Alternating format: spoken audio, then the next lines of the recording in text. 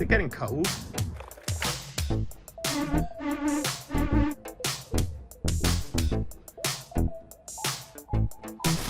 cold in Iceland.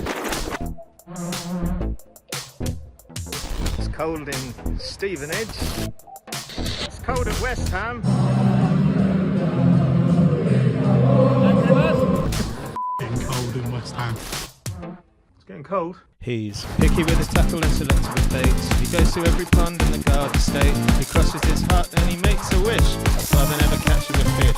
He's got a smorgasbord of synthetic lures. At every passing pup he makes an overture. But to pond-side failure he's deeply inured, because father never catches a fish. It's a bluegill. Father never catches a fish, nor a bass. Father never catches a fish, or a crappie. Father never catches a fish.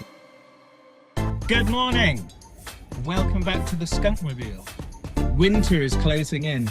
It's getting cold, grey, overcast, sombre. Gets a little trickier to catch fish apparently, but having on good authority from very helpful people on the internet, there is still fish biting, specifically panfish, so that's what we're going after today. We are going to the hot pond. Call it that because it has a reputation. Apparently it's teeming with bluegill, sunfish. Maybe we'll catch a crappie. I'll see you there. Now, the town you see here, North Vale, New Jersey, actually used to be known as Overkill. Not for any ostentatiousness on its part, but rather that it was over the kill from its neighbour Old Japan. The kill here being the old Dutch word for river, in this case, the Hackensack River. Anyway, onwards. Gird your loins. Get excited. Here she is. Alright, if you were a panfish, you've got to love at least one of these. We've got the crappie magnets, which we're going to be whacking on these little jig heads. And we've got this trout slayer. Frankly horrified by this little guy. Seems a little full throttle. We've got another trout magnet. The secret's out. This tackle is certainly talking a big game, but I didn't want to leave anything to chance, so I did exactly what I do whenever fishing a new body of water. Oh, good grief, it's cold. Lots of debris, dead leaves and the like. Not a lot of fish. Anyway, that's quite long enough down there, thank you. Well, chilly down there, very murky. Not much sign of fish near the structure around here, so we're really going to try and hoik it towards the middle there. So we tied on the crappie magnets and tried to decipher some mysterious signs left there presumably by fishing folk before us. A little cryptic. Not sure if this bodes well. Alright. A frankly beautiful first cast. Landed about here. We worked it super slowly because of the cold weather and the lazy fish towards us. And then this nice lady showed up. I make a fishing show about not catching any fish. I saw you with your phone, so I said, I wonder if he's taking a picture of the fake duck. I wasn't, but I was curious now and had to know more. The water spray over there died, and we've never gotten a new one back. But I noticed that there was a duck sitting on the water over there, but it never makes any noise. It doesn't eat. It doesn't fly. Not a thing. So I said to myself, I bet you that's a fake duck, and it's sitting on the foundation for the water spray. And most likely it is. Isn't it amazing what you learn looking for panfish? This is quite a special place. Actually reminds me of a painting by the painter Peter Doig, D-O-I-G. They can't possibly afford to license anything to show you.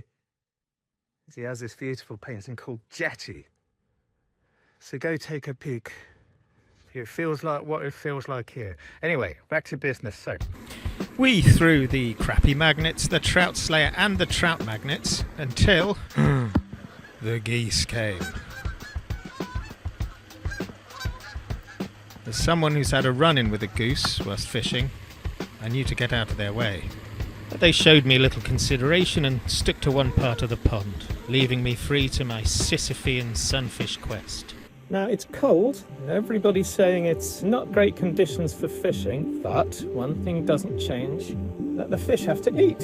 And also panfish like bluegill, crappie, sunfish and the like, they're solitary hunters. You know, they don't have the capacity for cooperation that we do as humans. I was only able to drive here in a car, fish with this rod, film on this camera, etc., because of the huge capacity for cooperations which humans have. You know, there are a lot of people who say that our current system, harnessing that cooperation, it's not the ideal way of providing for everybody. And I sort of start to wonder if there's any alternatives people have come up with. There's always participatory economics. Oh, it's the Paracon pickerel. Can be a little pugnacious, but let's hear him out. It's a system where instead of an open market, consumers and producers decide collectively exactly what they're going to make and consume, and jobs are balanced to avoid hierarchies, and income is based on effort and sacrifice. Well, that's certainly food for thought. Speaking of, can I interest you in a bite of this little yellow worm? What do you think I am? Born yesterday? Bugger off. So I thought I had a little nibble in this spot. I'm just really trying to bounce it along the bed, slow and steady, and see if anybody turns up. Did they turn up? Did they bollocks? And after hour 4. All right, well, it's given us nothing, as is traditional. But, you know, we've got cold and wet, and we've learnt about the fake duck. Let's go home. And then leave the geese to it. It's all yours. Seeing as you've come this far, perhaps you'll consider clicking this, and this. Okay, thanks, bye.